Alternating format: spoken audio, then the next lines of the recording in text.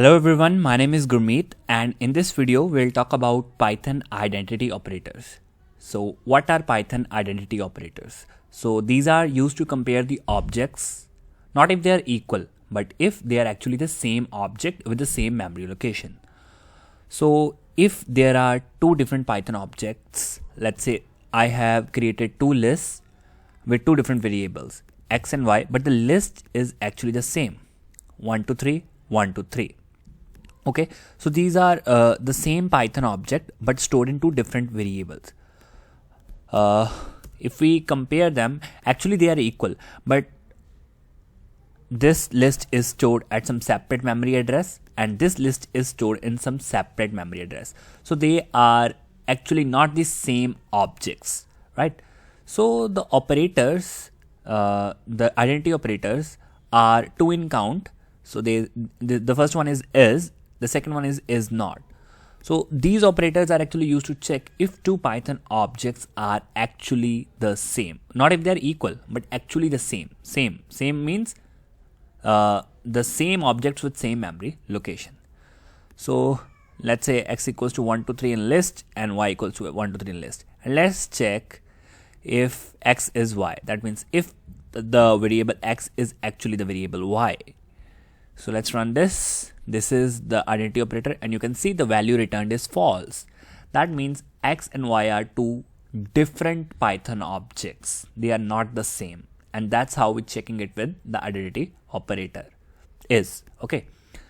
So now similarly, the is not is simply the reverse of it. X is not y.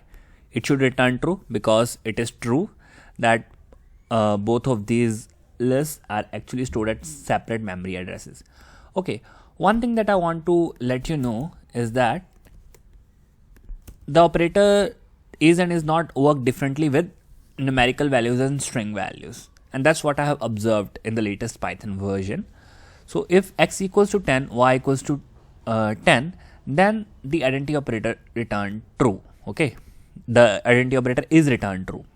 So you must keep this thing in mind that with strings, the operator is actually works as the comparison operator, right? So I'm typing x equals to Gurmeet and y equals to Gurmeet. So both of these strings are actually the same, and hence it is also returning that x is y, right? But if you will work with Python list or other things like tuple, now I'm creating a tuple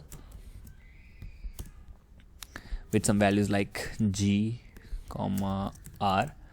Let's say the second one is also the same. Similarly, if you will check, and on the other hand, if you will check with like tuple, you can see both of these tuples, g and r, are actually the same but stored in different variables. Still, they are returning true value, right? So the identity operators is kind of strange, and there are some kind of exceptions here, right?